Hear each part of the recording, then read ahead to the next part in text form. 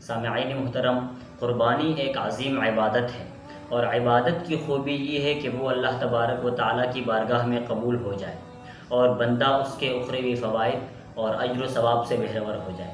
اسی لیے ہر مسلمان کی یہی کوشش اور فکر ہونی چاہیے کہ وہ جو بھی عبادت کر رہا ہے، آیا وہ عبادت اللہ تبارک و تعالیٰ کے ہاں قبول ہے بھی یا نہیں، کہیں اس سے کوئی ایسی غلطی اور کوتاہی تو سرزد نہیں ہو رہی جس کی وجہ سے اس کی عبادت قبول ہی نہ ہو رہی ہو۔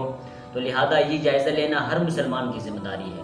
کتنے ہی خسارے اور نقصان کی بات ہے کہ بندہ زندگی بھر قربانی بھی کرے لیکن پھر بھی وہ اللہ تبارک و تعالیٰ کی بارگاہ میں قبولیت نہ پا سکے اور آخرت کے ثواب سے محروم رہ جائے۔ اللہ تبارک و تعالیٰ ایسی محرومیت سے سب کی حفاظت فرمائے۔ قربانی کے قبول ہونے کے لیے، قربانی کیا بلکہ کسی بھی عبادت کے قبولیت کے لیے 3 شرطیں ہیں۔ نمبر 1، وہ عبادت ایمان کے ساتھ ہو۔ یہی وجہ ہے کہ غیر مسلم کی کوئی بھی عبادت اللہ تبارک و تعالیٰ کے ہاں قبول نہیں ہوتی ہے۔ البتہ اس کے اچھے کاموں کا بدلہ اللہ تعالیٰ دنیا ہی میں دے دیتے ہیں لیکن آخرت میں اس کا کوئی حصہ نہیں ہوتا۔ نمبر 2، وہ عبادت شریعت کے مطابق ہو۔ یہی وجہ ہے کہ جو عبادت شریعت کے تعلیمات کے مطابق نہ ہو وہ عبادت ہرگز اللہ تبارک و تعالیٰ کے ہاں قبول نہیں۔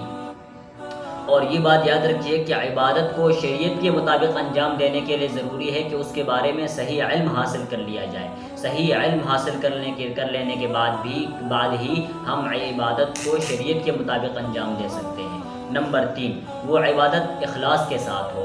اگر اس میں نمود و نمائش، ریاکاری اور لوگوں کے لیے دکھلاوا اگر اس میں ہو تو وہ عبادت ہرگز قابل قبول نہیں ہے۔ جس عبادت کے اندر بھی یہ 3 شرطیں پائی جائیں گی، وہ ایمان کے ساتھ ہو، شریعت کی تعلیمات کے مطابق ہو اور اخلاص کے ساتھ ہو، تو وہ عبادت انشاءاللہ اللہ تبارک و تعالیٰ، امید ہے کہ اللہ تبارک و تعالیٰ اپنی بارگاہ الہی میں قبول فرمائیں گے۔ وآخر دعوانا ان الحمدللہ رب العالمین۔